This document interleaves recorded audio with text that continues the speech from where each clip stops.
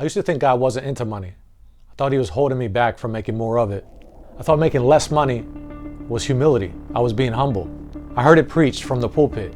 Seek first the kingdom of God, and all these things shall be added unto you. So I put God first, the way I was taught. I prayed, I served, I gave, I followed the protocols. But instead of breakthrough, I lost everything, and I hit rock bottom. My wife, my kids, we had to pack up, move out of our home, and live with someone else just to survive. And the crazy part, I was doing everything that looked right on paper. Giving 10%, serving in church, teaching the word, the Bible, following the so-called church protocol. I even heard people say, don't worry about business. Don't worry about marketing. Just preach, just serve, and God will bring the income. It sounded spiritual, but in reality, it almost destroyed me. And that's when God began to show me something. A broken mindset has been sitting on believers, a limitation that has plagued people for generations. It sounds holy, but it keeps people broke. It sounds humble, but it locks people into struggle. Here's the hard truth. You can tithe all you want, and people are still broke. Why? Because they are not listening to God's voice outside of what they're used to. Most people never pray, even in the direction of money, till they hit rock bottom and realize something's not working. They follow the normal routine. They follow the protocols, but they never stop to ask, God, what do you want me to do with my business, with my money, with my gifts? And Jesus said in John 10:27, my sheep hear my voice, and I know them, and they follow me. The blessing is not just in the giving. The blessing is in the hearing and obeying. The truth is, if your mind has a limitation, your life can't go past that limit unless it's exposed to new truth. If you believe $1,000 a week is enough, you'll never search for more. If your job caps out at $60,000 a year, you'll stay stuck there, even though your dreams are bigger. If you believe that being poor equals being holy, you'll never even ask God for strategies to increase your income. My problem wasn't that I didn't love God. My problem was I believed the wrong things about him. Let me take you deeper into my story. I didn't just lose everything once. I lost it twice. Growing up, I lived in a broken home. My dad wasn't there for me. He'd tell me he was coming, then not show up. That broke something in me. My mom remarried, and I eventually got kicked out of my house. Then I ran the streets, Westside Baltimore. I was at the wrong place at the wrong time. And I remember standing on the corner I shouldn't have been on. And I'll be real with you, I could have died on that corner that night, but God spared my life. And living that street life taught me survival, but it also taught me to just get by. And when I eventually cleaned up, I started businesses. I carried that same just get by mindset into my work. And to add on top of all that, the religious teaching I had picked up. Don't ask God about money. Just keep serving and he'll provide. And you've got the perfect recipe for lack. So when I lost everything again, I was devastated. What was I going to tell my wife and kids? It crushed me because this time I had them depending on me. And I'll never forget that one day I was so frustrated. I picked up the mattress we had laying on the floor, no bed frame, and I threw it against the wall. I said, God, why? Why? Where's the money? Why can't I provide for my family? And I broke down just crying. And my kids were standing there watching. And they turned to my wife and said, Mommy, what's wrong with Daddy? And that shattered me. All I wanted was to provide for my family, but I felt powerless. And here's what I've learned. So often it's in those breaking moments that God brings the breakthrough because he doesn't want us depending on our own strength or on our own thinking. He wants us completely depending on him. And in your biggest breakdowns, out comes your biggest breakthroughs. And that's when he began to show me the power to get wealth and how to manifest it. Just like Deuteronomy chapter 8 verse 18 says, remember the Lord your God, for it is he who gives you the power to get wealth, that he may establish his covenant. And I'm not going to completely go into that story here, but if you want to know more about that and what he showed me, I'll put that link down in the comments in the Power to Get Wealth video. And I'm actually working on the Power to Get Wealth book. But right in the middle of that pain, something happened. I began to hear a faint voice, a small still voice whisper, go and market your business. Take action. But I ignored it. Why? Because I had been conditioned to believe that it was wrong. I thought if I had to market too much, it meant that I wasn't trusting God enough. I thought promoting myself was a prideful thing. I thought money was something God would just drop into my lap if I stayed faithful. And many of us think that's being humble right? Not going after money, not stretching ourselves in our businesses. But God had to show me that this was disobedience and this was actually arrogance. Here's another example of how God showed me how to make money.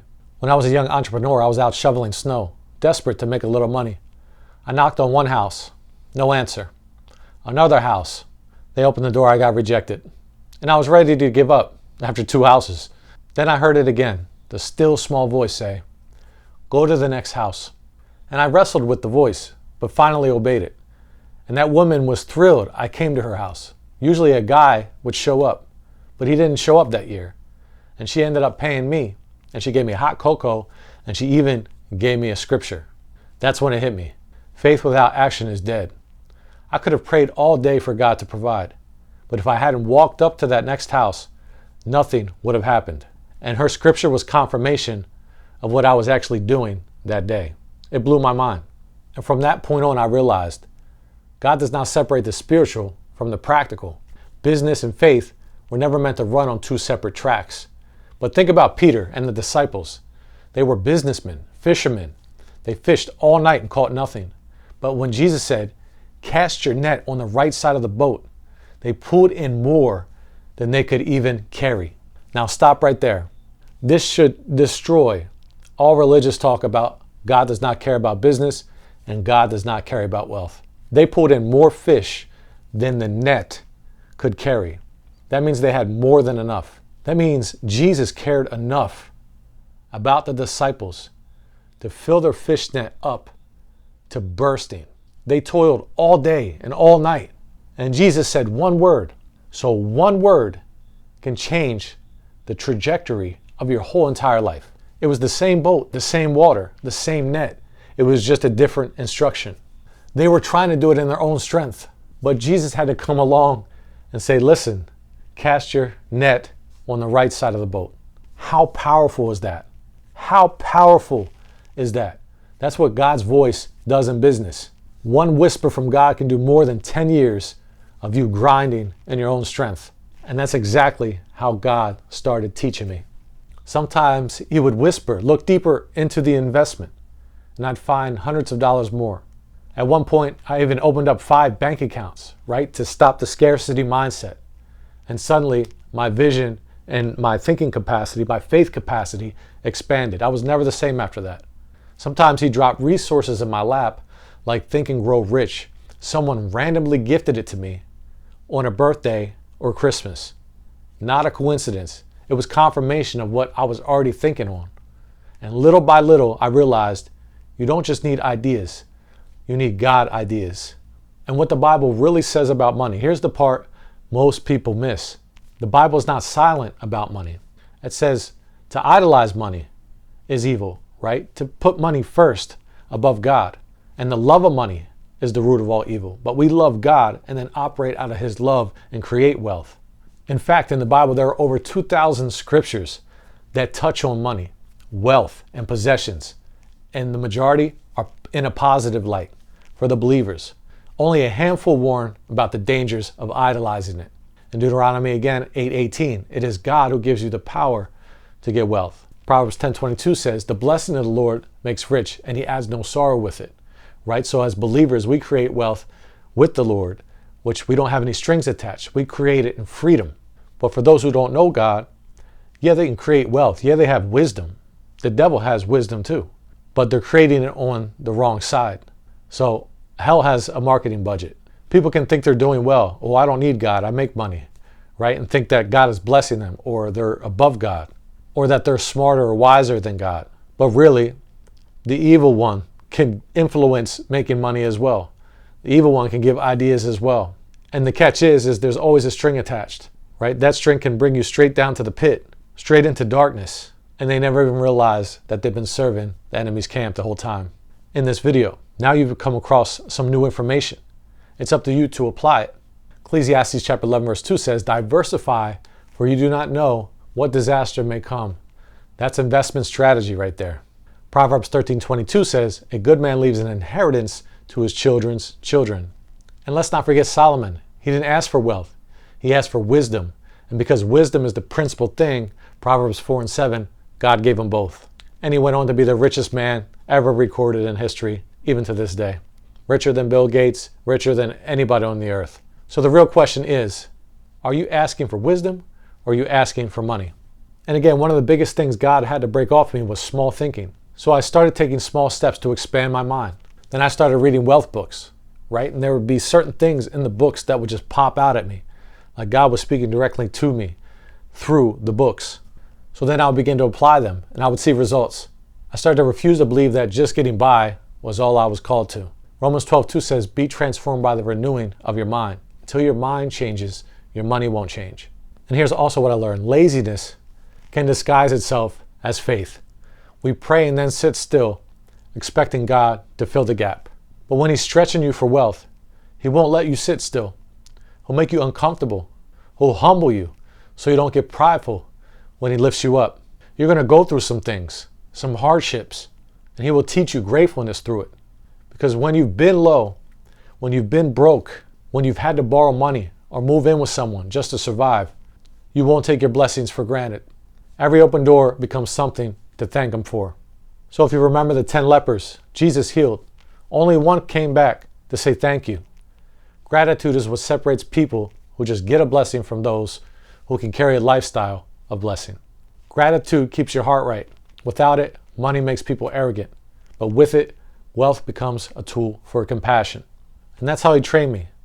Through whisper after whisper, through small still voice after small still voice, through loss and restoration, through wisdom, not just the hustle, through action, not passivity, through humility and through gratefulness, and also through offense and defense. So yes, God literally taught me how to make money, and I'm still forever learning. He's still teaching me. And I believe he wants to do the same for you. Because money in itself is not evil. It's a tool in the hands of the righteous. It builds the kingdom and changes lives. So here's my challenge. Don't just tithe. Don't just pray. Don't just ask for money. Ask God for wisdom. Ask him for ideas. Ask him for his voice. And when he blesses you, stay grateful. Because I could have died on that corner, but God spared me. And if he spared me, it's because he wanted me to learn this and share it with you today. Because when God teaches you how to make money, your life and the lives of everyone around you will never be the same again. And that's it for this video. If this video has somehow changed your life in some way, don't forget to like, comment, and subscribe, and share it with someone who might need it. And if you want to sharpen your focus for more wealth, I invite you to check out my accelerated mindset training. This is the exact mindset that changed my life forever. Helped me to get more done in less time. Helped me to stay hyper-focused and to start crushing my goals like clockwork. And I also just launched the one-person business digital empire blueprint, where I show you how I made a whole salary online with the principles in the training. Links down below. Build your empire. And if you need any help or have any questions, please feel free to reach out. And again, I did add the accelerated mind to the digital empire blueprint, so you can get the 2 for 1. Price may go up soon.